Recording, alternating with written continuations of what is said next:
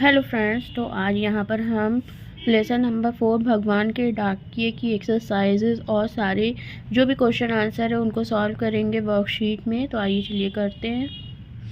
Question number 1 है, दिए गए वाक्यों को पढ़कर सही का और गलत का निशान लगाइए।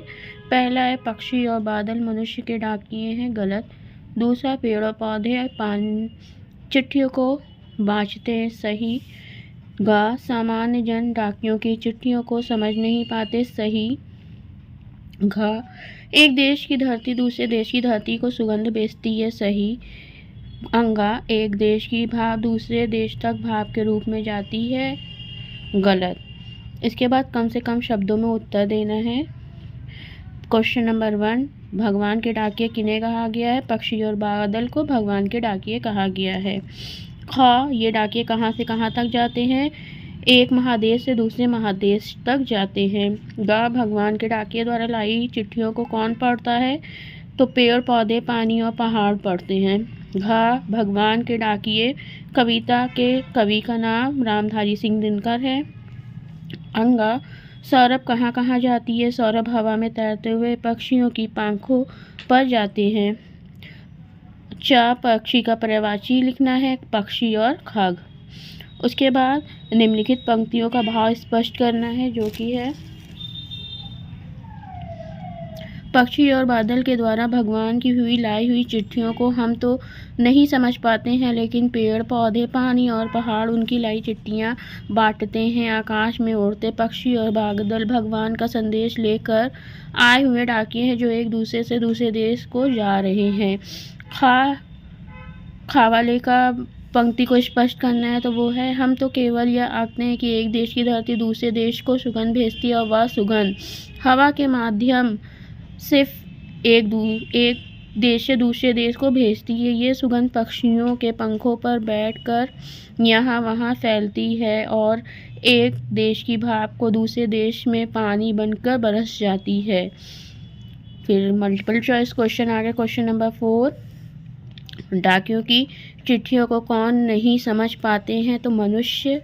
पेड़ का पर्यायवाची नहीं है, शाखा। गा, एक महादेश से दूसरे देश को जाते हैं, पक्षी और बादल। Option number 3। घा, एक देश की धरती दूसरे देश को क्या भेजती है? सुगंध। अंगा, एक देश की भाप दूसरे देश में क्या बनकर गिरती है? तो पानी।